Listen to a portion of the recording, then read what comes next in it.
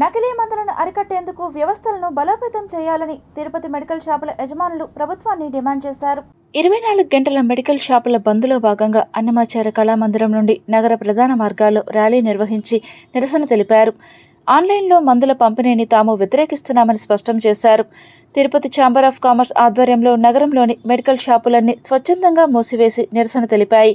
అన్నమాచార్య కళామందిరం నుండి Leela Mahal railway station, Gandhi road మీదుగా భారీ ర్యాలీ నిర్వహించి ప్రజలకు అవగాహన కల్పించారు. ఈ సందర్భంగా దుకాణ యజమానులు మాట్లాడుతూ, ఇటీవల మార్కెట్లో నకిలీ మందులు అందుబాటులోకి వస్తున్నాయని జరుగుతున్న ప్రచారం తమను తీవ్రంగా కలచివేస్తోందని ఆవేదన వ్యక్తం చేశారు. నిజాయితీగా వ్యాపారం చేసుకునే తమపై నిందలు రావడం బాధాకరమని తెలిపారు. నకిలీ మందులను అరికట్టేందుకు డ్రగ్స్ కంట్రోల్ అధికారులు ప్రత్యేక డ్రైవ్లు, స్పెషల్ టీంలు ఏర్పాటు చేసి కఠినంగా వ్యవహరించాలని డిమాండ్ చేశారు. ఆన్లైన్ ద్వారా మందుల పంపిణీని తాము పూర్తిగా వ్యతిరేకిస్తున్నామని తెలిపారు.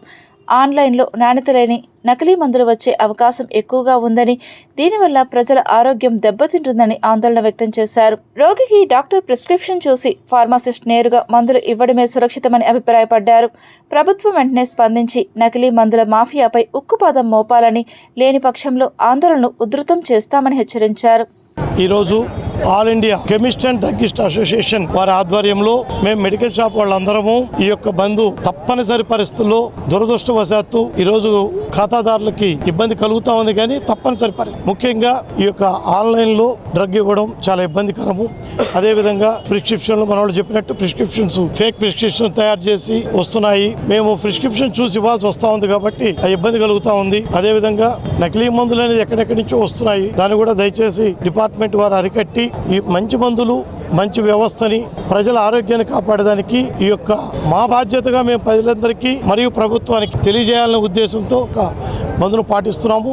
ఎక్కువ డిస్కౌంట్లు ఇచ్చి నాసిరకం మందులు అమ్మేదానికి పరిస్థితి ఉంది కాబట్టి డిస్కౌంట్ స్ట్రక్చర్ కూడా ఒక పాలసీ తీసుకొచ్చి గవర్నమెంట్ అందరికీ న్యాయం జరిగేలాగా చూడాలని ఈ బంద్ తలపెట్టడం జరిగింది. ఈ బంద్కి అన్ని అసోసియేషన్స్ నుంచి, ఛాంబర్ నుంచి కానీ మిగతా అసోసియేషన్స్ నుంచి కానీ భారీ ఎత్తున స్పందన లభించింది. ఈ బంద్ సక్సెస్ చేసి మేము గవర్నమెంట్ దృష్టికి తీసుకెళ్లి మేము మా ఈ సమస్యలన్నీ పరిష్కరించుకోవడానికి బంద్ తలపెట్టడం జరిగింది.